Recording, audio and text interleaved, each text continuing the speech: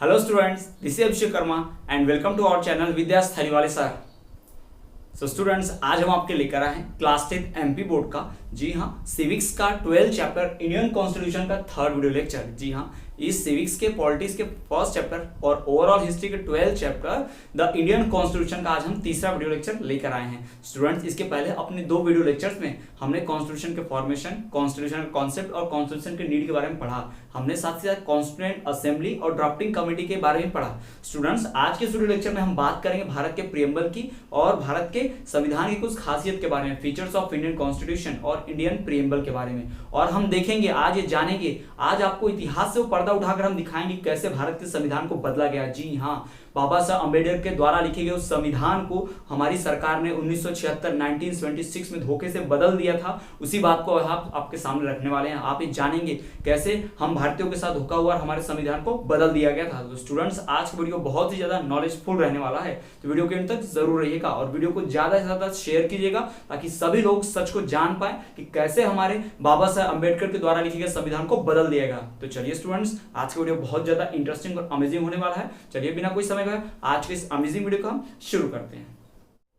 So students, जैसा कि आपने वीडियो के थंबनेल देखकर ये पता लगा लिया होगा कि आज हम बात करने वाला हैं कि कैसे हमारे भारत के संविधान को, जिसे बाबा साहब अम्बेडकर ने लिखा था, उस महापुरुष के द्वारा लिखे गए संविधान को हमारी सरकार ने धोखे से चेंज कर दिया था, बदल दिया था। इसी बात को हम जानेंगे स्टूडेंट्स। लेकिन उस बात को हम पढ़ने से पहले सबसे पहले बात कर लेते हैं कि प्रियम्बल क्या होता है और संविधान के कुछ फीचर्स की बात करेंगे। जी हाँ, हम आज प्रियम्बल पढ़कर ये जानेंगे कैसे हमारे संविधान के मूल स्वरूप को, मूलभूत ढांचे को बदला गया, कैसे हमारे संविधान के साथ छेड़छाड़ की गई, ये हम आपको बताएंगे। तो चलिए स्टूडेंट, सबसे पहले हम बात करते हैं प्रियम्बल की। स्टूडेंट्स, जैसे कि आप सभी जानते हैं कि संविधान किसने लिखा है, तो डॉक्टर बाबा साहब भीमराव अंबेडकर। उन्हें ही तो हमारे संविधान का पिता यानी कि फादर ऑफ द कॉन्स्टिट्यूशन कहा जाता है। जी हाँ, father of the Indian constitution किसे कहा जाता है? हमारे सम्माननीय, बहुत ही ज्यादा हमारे आदरणीय कौन, बाबा साहब भीमराव अंबेडकर जी को। जी हाँ, उन्होंने संविधान लिखा था, उनके ही आइडियाज को इसमें निहित किया गया, उन्हीं के ही द्वारा गए विचारों, उनके डिमांड्स को, उनके द्वारा जो भी राइट्स उठाए गए थे, जो डिमांड की गई थी, किसके लिए? माइनॉरिटीज के लिए, SC ST कास्ट वालों के लिए, है ना, उन सभी के लिए जो जिम्मेदारियां थी, वो उनके लिए भलाई के लिए जो बातें होनी चाहिए, बाबा साहब अम्बेडकर ने संविधान में लिखा। लेकिन उस बात को, उनके संविधान को तोड़ मड़ोड़ कर रख दिया गया है, जिसे परिवर्तित किया गया, धोखे से चेंज किया गया। उसी की बात को हम जानेंगे। तो चलिए स्टूडेंट्स, हम पहले बात करते हैं प्रियम्बल की। क्या होता है ये प्रियम्बल?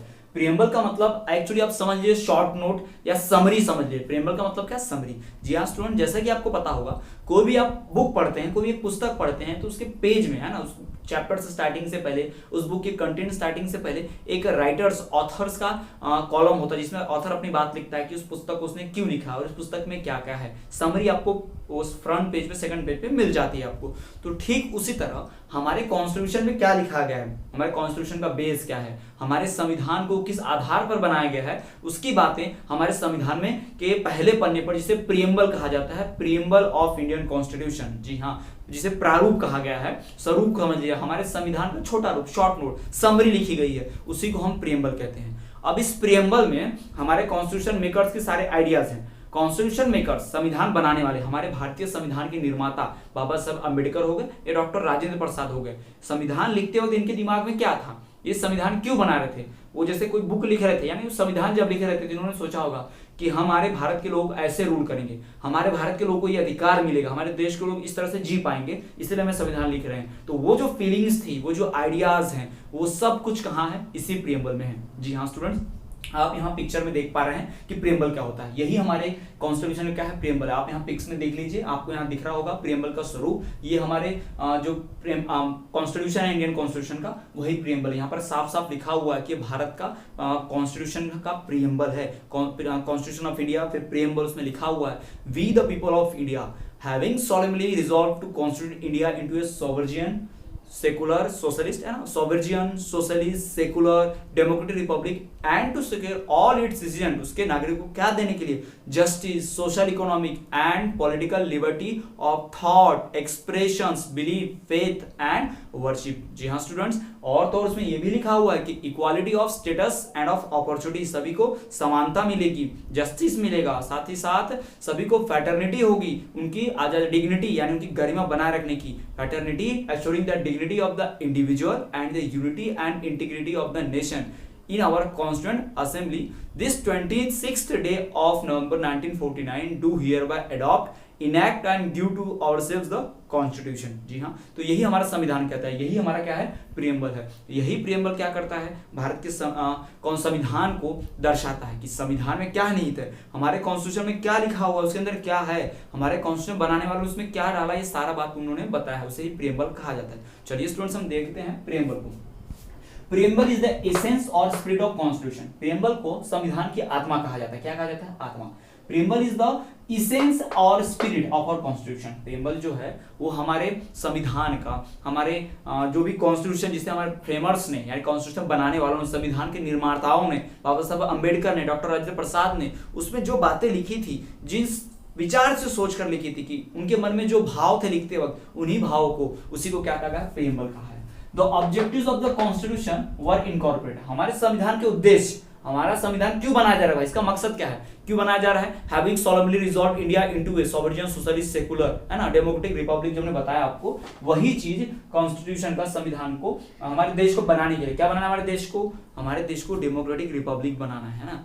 तो ये बात जो है ये हमारे कॉन्स्टिट्यूशन फ्रेमर्स ने डाली थी। The objectives of the constitution were incorporated and लिखी गई, निहित की गई by the framers of our constitution in the preamble. जी हाँ, प्रियम्बल में हमारे कॉन्स्टिट्यूशन को बनाने के मकसद को निहित किया गया, लिखा गया है, किसके द्वारा, हमारे फ्रेमर्स द्वारा, यानी कॉन्स्टिट्यूशन के फ्रेमर्स यानी हमारे निर्माताओं द्वारा, जिन्होंने संविधान का निर्माण किया।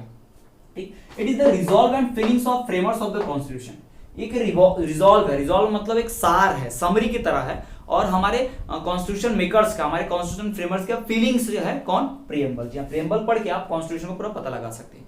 जैसे कि आप किसी बुक को पढ़ने के लिए आप उसका फ्रंट पे समरी समझ लीजिए, तो आप उसकी पूरी समझ सकते हो ओवरऑल स्टोरी क्या हो सकती है, किस बेस पर वो बेस्ड है ना, किस the book is based on which topic, you can learn easily by learning the summary of that book. So in essence that is the our preamble. तो उसी भाषा में बिल्कुल प्रियम्बल भी उसी तरह है, यानी कि आपको, और आपको संविधान समझना है भारत का, आप भारत के संविधान को समझना चाहते हैं, तो आप क्या कीजिए, हमारे प्रियम्बल को पढ़ लीजिए, भारत के प्रियम्बल को पढ़ लीजिए, आप संविधान समझ जाएंगे क्या है। संविधान में इक्वालिटी है, प्रियम्बल में इक्वालिटी वर्ड है।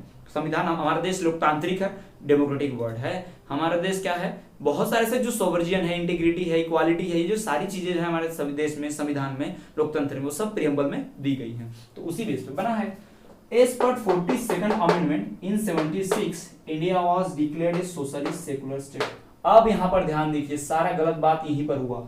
As per 42nd amendment in 1976 याद करिए ये दिन, अगर आपको याद ना हो तो बता दूं कौन सा साल है। ये वही साल है जब भारत में आपातकाल घोषित किया गया, भारत में इमरजेंसी लगाई गई। इमरजेंसी क्या होती है स्टूडेंट्स, आपको हम बताते हैं, एक ऐसी कंडीशन जिसमें सभी फंडामेंटल राइट सिटीजन खत्म हो जाते हैं, यानी आपको ना बोलने का अधिकार होगा, गवर्नमेंट चाहे तो आपको जेल में डाल देगी, आपको फांसी तक दे देगी, किसी को पता तक नहीं चलेगा। इमरजेंसी के दौरान यही हुआ, विपक्ष के सारे नेताओं को पकड़कर जेल में डाल देगा। उस वक्त इंदिरा गांधी की सरकार थी और चुनाव नजदीक थे, इंदिरा गांधी को चुनाव हारने का डर था, उन्होंने देश में इमरजेंसी घोषित कर दी। और क्या किया, विपक्ष के सारे नेताओं, जिसमें अटल बिहारी वाजपेयी से लेकर लाल कृष्ण आडवाणी ऐसे बड़े बड़े नेता थे जो आज हमारे सत्ता में काबिज है, ऐसे नेताओं को उन्होंने जेल में डाल दिया था बिना किसी गुनाह के।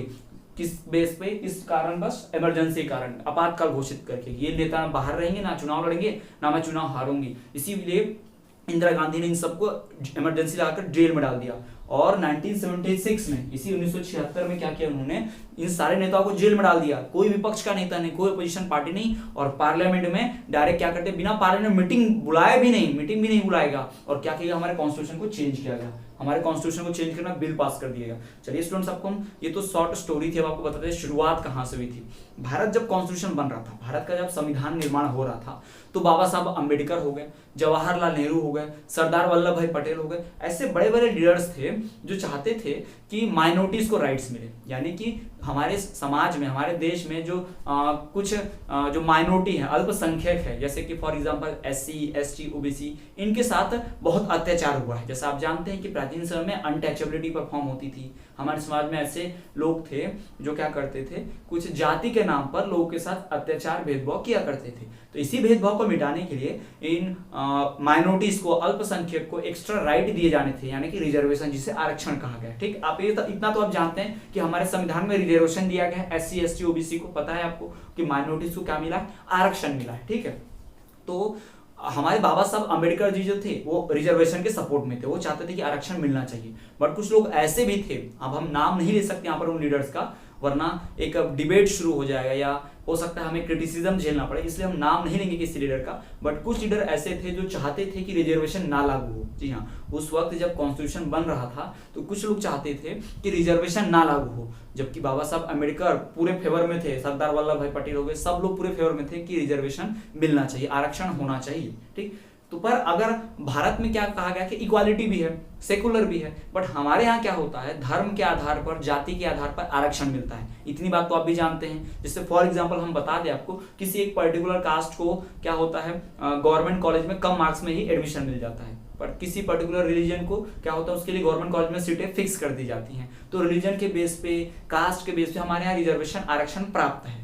बट अगर आप बताएं किसी देश में अगर एक कास्ट को फायदा पहुंचाया जा रहा है, एक रिलीजन को फायदा पहुंचा है दूसरों से ज्यादा, तो क्या होगा, वहां पे इक्वालिटी है क्या? नहीं। तो आप समानता नहीं ला सकते, वहां पे सेकुलरिज्म नहीं ला सकते। बट क्या किया गया, हमारे बाबा साहब अम्बेडकर ने कहा था जब संविधान बन रहा था कि भारत को एक सोशलिस्ट देश बोलना, यानी सोशलिस्ट और सेकुलर मतलब धर्मनिरपेक्ष या फिर एक सामाजिक देश बोलना गलत होगा, ये लोकतंत्र की हत्या होगी। क्योंकि डेमोक्रेसी में क्या होता है, सबकी आवाज होती है, SC ST OBC जनरल या फिर कोई भी पर्टिकुलर बड़ी कास्ट हो, बड़ा रिलीजन हो, ज्यादा मैक्सिमम वाले कोई भी रिलीजन हो, कैसे भी लोग हो, व्हाइट पीपल हो, ब्लैक पीपल हो, मेन हो, वीमेन हो, ट्रांसजेंडर हो, हर एक को समान अधिकार होता है बोलने का, ये डेमोक्रेसी में होता है। तो बाबा साहब अम्बेडकर बहुत पढ़े लिखे थे, वो बहुत ही कानून के जानकार थे, स्कॉलर थे।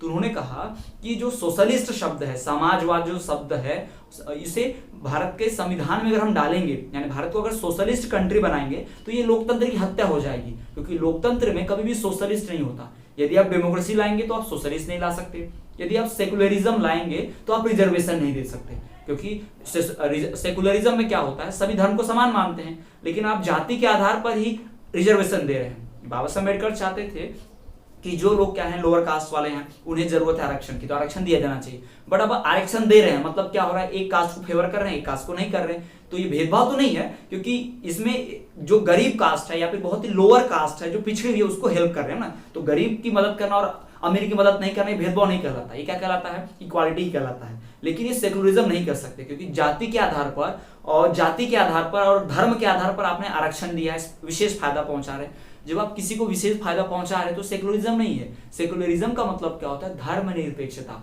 सभी धर्मों को समान मानना। बट हमारे यहाँ कुछ धर्म को स्पेशल फायदा पहुंचाते हैं। तो जब हमारे कॉन्स्टिट्यूशन में लिखा है कि कुछ स्पेशल धर्मों को फायदा पहुंचाया जाएगा, तो फिर सब धर्म समान कैसे हुए? इससे बाबा साहब अम्बेडकर कह रहे थे, उनका मानना था, उन्होंने थॉट्स बताए थे, बिल्कुल उन्हीं के शब्दों में आपको बताते हैं कि समाजवाद जो है वो लोकतंत्र के खिलाफ है। समाजवाद शब्द को लोकतंत्र में, संविधान में डालना क्या होगा, हम लोकतंत्र की हत्या होगी। ये मैं नहीं कह रहा हूं, ये बाबा साहब भीमराव अंबेडकर ने कहा है। आप गूगल कर लीजिए, फैक्ट चेक कर सकते हैं, ये बाबा साहब अंबेडकर के वर्ड है। इसलिए उस कॉन्स्टिट्यूशन में जो बाबा साहब अंबेडकर ने 1950 में कॉन्स्टिट्यूशन बनाया था, 1950 में जो संविधान बनाया था, उस संविधान में आप यहां पर देख पा रहे हैं, जो दूसरी लाइन आपको दिख रही है, जिसमें जो वर्ड लिखा है सोशलिस्ट और सेकुलर। जी हाँ, सॉवरेन के बाद जो वर्ड लिखा है सोशलिस्ट एंड सेकुलर, ये शब्द हमारे संविधान में नहीं था, बाबा साहब अम्बेडकर ने नहीं लिखा था, क्योंकि बाबा साहब अम्बेडकर इसके खिलाफ थे।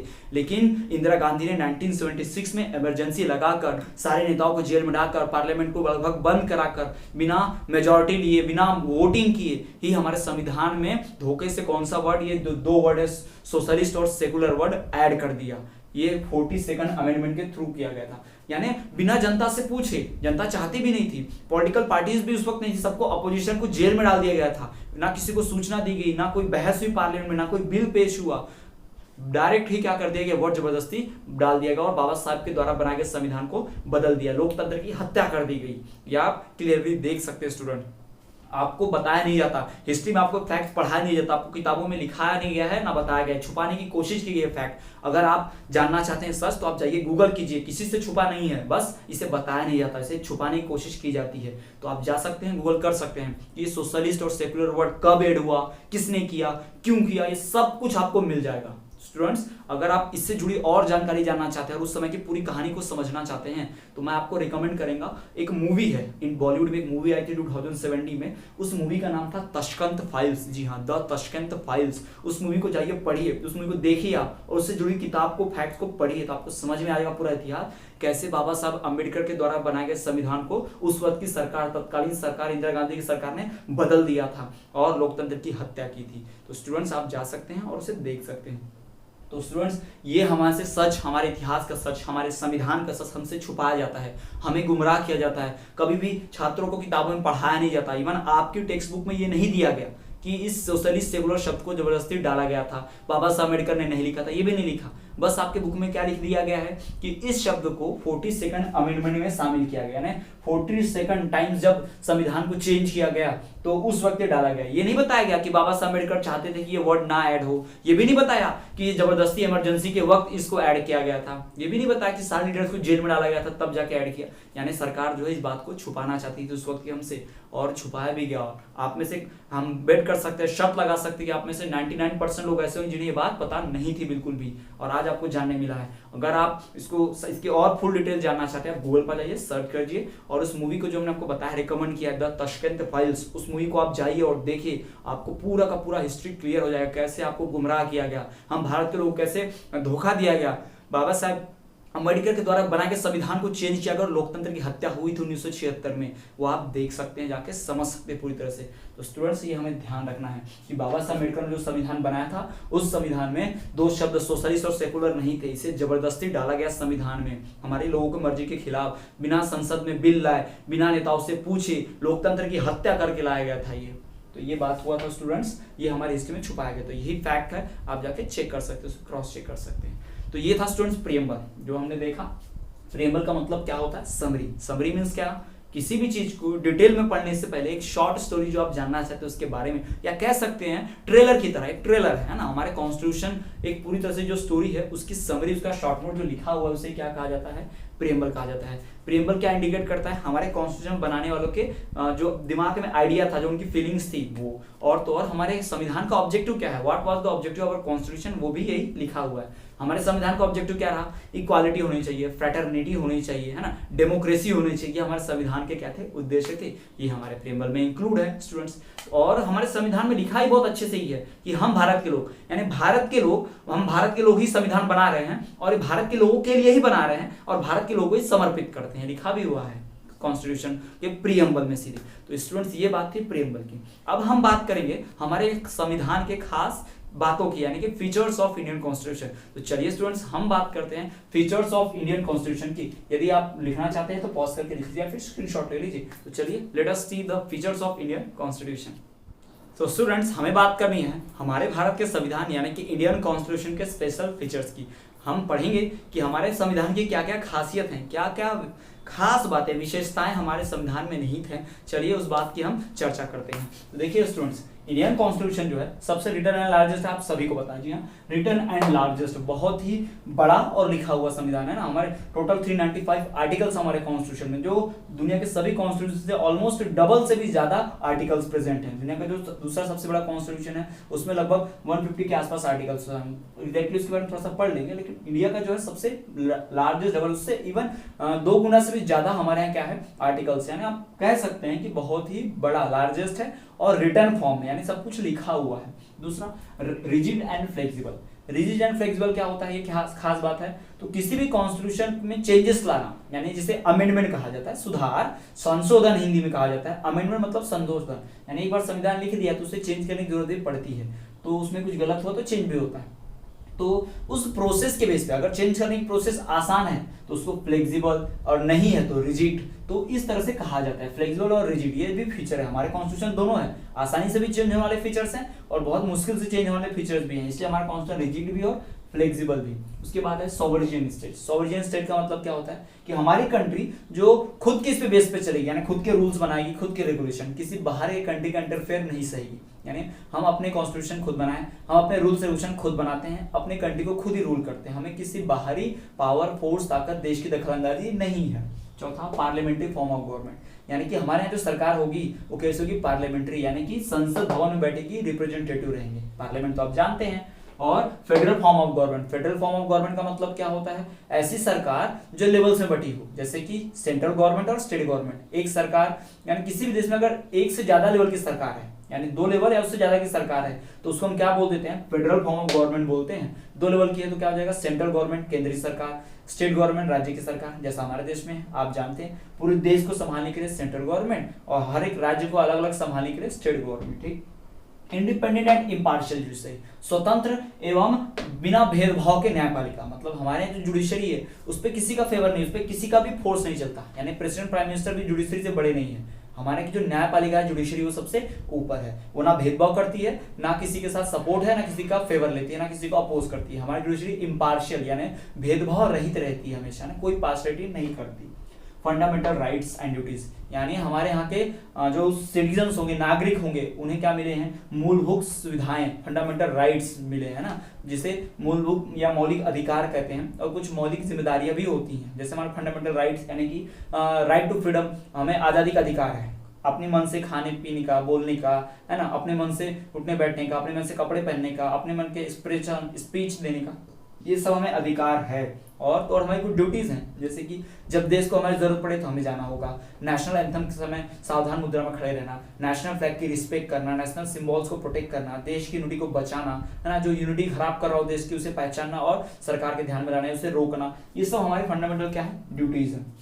सोशलिस्ट एंड सेकुलर, समाजवाद। समाजवाद का मतलब क्या? हम इसमें क्या होगा? कैपिटलिस्ट होंगे और वो लोग होंगे जो वर्कर्स होंगे, यानी अमीर भी होंगे, गरीब भी होंगे। तो इसके वजह से यही तो कंट्रोवर्शियल टॉपिक जो मैंने आपको बताया, यही तो 2 वर्ड है जो जबरदस्ती 1976 में ऐड कर दिए गए थे इमरजेंसी लगाकर उस वक्त इंदिरा गांधी गवर्नमेंट के द्वारा। ठीक। यूनिवर्सल एडल्ट फ्रेंचाइज यानी वोट देने का अधिकार, इसको तो आप बहुत अच्छे से जानते हैं कि जो भी 18 साल या 18 साल के ऊपर का व्यक्ति है उसे वोट देने का अधिकार है, तो ये यूनिवर्सल एडल्ट फ्रेंचाइज कहलाता है, यूएफ भी बोलते हैं। तो ये हमारे संविधान के खास फीचर्स है स्टूडेंट्स। और भी खास फीचर्स है जैसे कि direct to principles of state policy, single citizenship, यानी अगर आपको इंडिया का नागरिक रहना है तो दूसरे देश के नागरिक नहीं बन सकते, या दूसरे देश के नागरिक है तो आप इंडिया के नहीं बन सकते, तो सिंगल सिटीजनशिप चलता है हमारे यहाँ। और भी कुछ खास बातें कि हर स्टेट को अपने हिसाब से, अपने स्टेट की सिक्योरिटी और डेवलपमेंट के हिसाब से फॉर्मुलेट क्या कह सकते हैं हम, एक रूल्स रेगुलेशन फॉर्मुलेट करने का अधिकार होता है। तो स्टूडेंट्स ये हमने बात की यहाँ पे कुछ स्पेशल फीचर्स की।